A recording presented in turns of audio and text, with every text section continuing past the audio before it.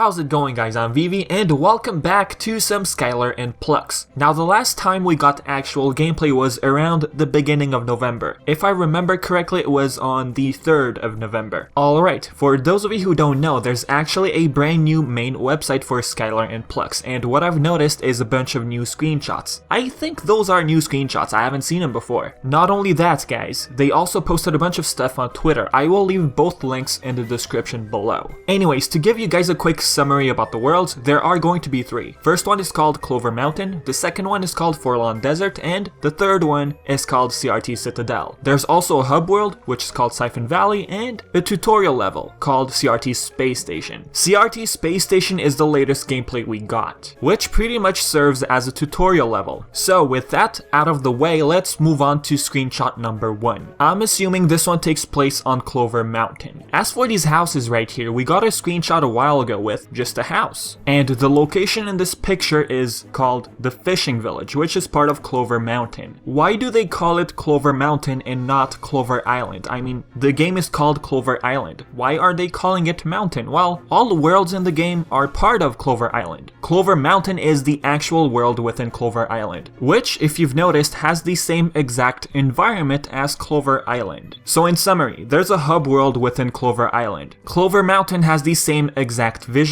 and elements as Clover Island. Sunshine, the grass, the trees. I hope you guys understand what I'm trying to say. So I hope I didn't confuse you there a little. Now there's a locked coffin right there with a collectible inside, I think. That's a collectible. How many are there and why are we supposed to collect them? I can answer one of these questions. How many? I'll go over that pretty soon. As for what are they for? No one knows. Talking about the hub world, here it is. Notice the different type of environment and structures in the back. I mean, it does look like a hub world. If it's not, what could it be? One thing that hints us at a hub world is the giant door we notice in the front. And I'm assuming that door takes us to CRT's Citadel, which is filled with a bunch of lava. Well, technically speaking, CRT's factory is filled with a bunch of lava. And like I've just mentioned, these massive worlds will have a bunch of explorable areas. So the factory is part of that world. Next, it seems like we're going to have to collect gems in the hub world as well. How many? We don't know. Do we know the name of this location? Yes, a short while ago on their Facebook page, they said that this hub world is called Siphon Valley, which, judging by the grass and the overall environment, is part of Clover Island. Next, there seems to be the same coffins as before, so we're gonna have to collect a bunch of collectibles within the hub area as well. As for the screen, I have no idea what it does. Maybe it's just there and does nothing, but maybe that's what we use to unlock worlds. To spend our gems, we have to come close to the computer and activate it or do something. Well, I think that the gems are needed to unlock the worlds. What do you guys think? With that being said, let's move on to the next screenshot. It looks like we're on Clover Mountain, which will eventually take us to Siphon Valley. If you notice the stuff in the back, we do notice Siphon Valley a bit. Next screenshot, we're back at the hub world. There are some houses on fire. I think they're trying to blend in everything together. And one thing I've noticed, how are we supposed to get across? It looks like the jetpack will be required, which we can find on Clover Mountain, judging by the screenshot right here. Next, we're in front of the Forlorn Desert entrance. What do we know about this location? It's a desert, right? There's an area called the Oasis. We actually got a gameplay of this a long time ago. Well, that's just what I think. I might be completely mistaken. And what we know about the Oasis is that the time orb will be required throughout the whole world, pretty much. Oh, and the time orb is one of the 3 main gadgets in the game. In order to use it, we'll have to use Skylar's mechanical arm. So now we move on to a snowy area. On the top left corner, we can slightly notice a secret collectible. It looks like a Nintendo cartridge. We still haven't seen any sort of gameplay apart from a couple of GIFs on their Twitter page and a brief scene in the first trailer. That's pretty much all we got. Now, where is this place located exactly? I'm gonna go with Clover Mountain. Next, I think we're inside a temple located in Forlorn Desert. Now, this drawing on the wall reminds me of a picture we got a long time ago. Oh, maybe it could be the same location? No, there's like a pillar looking thing on the right. This one doesn't have anything on the right, so there are 2 different locations in the temple. So do we know anything else about this area? They posted this on their Twitter page. How come they had time-shifting technology and still wanted to live in these stony abodes? Plux. Hashtag lore, indie games, game dev, symbolism. Okay, the word symbolism, the eye in the middle reminds me of a symbol. Anyways, there used to be civilians in this area. I'm assuming they're the ones who put that picture on the wall. Alright, so remember when I talked about how many collectibles we were supposed to get? Judging by the HUD menu, we're supposed to collect 10. I guess we can all assume that 10 collectibles are going to be found in each and every world. 872 gems collected so far. Does this mean that we're going to have to collect 1,000 in each world? That's a lot, but judging by all the stuff we've seen so far, there's a lot of gems scattered throughout the area, so collecting 1,000 shouldn't be that hard. Well, maybe it'll get harder in the end. For those of you worrying, hey, it's only 3 worlds we're talking about, the game is going to be so short. If we're gonna have to collect 1,000 gems, that right there adds a lot of gameplay time, especially if we're talking about gems being hidden in secret areas. Okay, so where were we? I just talked about the collectibles, and to be a bit more precise, I mean the crates we noticed before with the locks on them. As for the health bar, according to the team, we can upgrade her health. If we go back to the tutorial level, we start off with 3 health bars. And one slight detail we notice, there's no gray background in the squares, and the hearts are red this time. What about the icons on the bottom right? Like the team said, there's going to be 3 gadgets, right? The one in the middle represents the jetpack. The one on the left, I'm assuming represents the time orb, the use of the mechanical arm. As for the one on the right, they gave us a hint. They told us to think magnetic. So if we're not talking about the mechanical arm nor the jetpack, what could it be? Magnet boots? Probably not. Maybe collect gems that are far away? Maybe they have magnetic properties? That's pretty much the only 2 things I can think of. Either magnetic boots or the ability to collect gems that are far away. Next, here's one artwork which I absolutely adore. Now what is she up to? It looks like she's about to punch someone, and judging by the background, I think this takes place in the space station. Now, I did mention GIFs before. One tiny little detail we notice is press Y to activate. We didn't have this prompt before, and what it does, it allows us to activate the swing shot, the grappling beam. After noticing these small details, it seems like the team is really taking their time to polish everything, just to make sure that the game can be the best it could ever be. Talking about polishing, this brings me to the release date. Initially, the team had planned to release it in January or February, around that period. Now apparently they're aiming for March 2017. This reminds me of Yooka-laylee a bit. The team delayed the game simply to polish the game and make it awesome. The same goes for Skylar and Plux. They simply want to take their time and make the game as great looking as possible. As for an exact day and date, release date, we don't have that yet. For those of you wondering, are we going to get physical copies? They were thinking about it, but I think they're going to stick to digital copies only. Are they going to change their minds eventually? We don't know. So for now, we can buy the game on their Steam page, the PS Store, and the Xbox Store. One little cool detail I wanted to share with you guys is the possibility of the game getting released on the Nintendo Switch. Now this system is going to launch on March 3rd, 2017. It's going to cost $300 US. User Kieran Hammersley asked the following question, which has to do with the Nintendo Switch. Do you plan on releasing Skylar and Plux for the Nintendo Switch? Playtonic is considering porting Yooka-laylee to the Switch since the Wii U port was cancelled. They replied, "We are thinking about it, can't confirm yet, but we're positive towards the prospect. Happy face, right nice Eric." Okay, so the Nintendo Switch is releasing on March 3rd, 2017. They're planning on releasing the game in March. From a business perspective, I think that releasing the game during that time period is actually a good idea. Here's why. A bunch of people are going to buy the Nintendo Switch and are going to look for games. By the time the system gets released, I think that Right Nice Games will have already made up their mind about the Nintendo Switch version, meaning that we might actually get the Nintendo Switch port in March. And if that happens, many people will hopefully buy the game and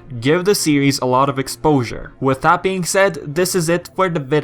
Right Nice Games also created an IndieDB page. I will leave the link in the description below. Oh, and before I forget, thank you user Kieran Hammersley for sharing that post. Other than that guys, leave your thoughts in the comment section below, and as always, I've been Vivi and thank you for watching.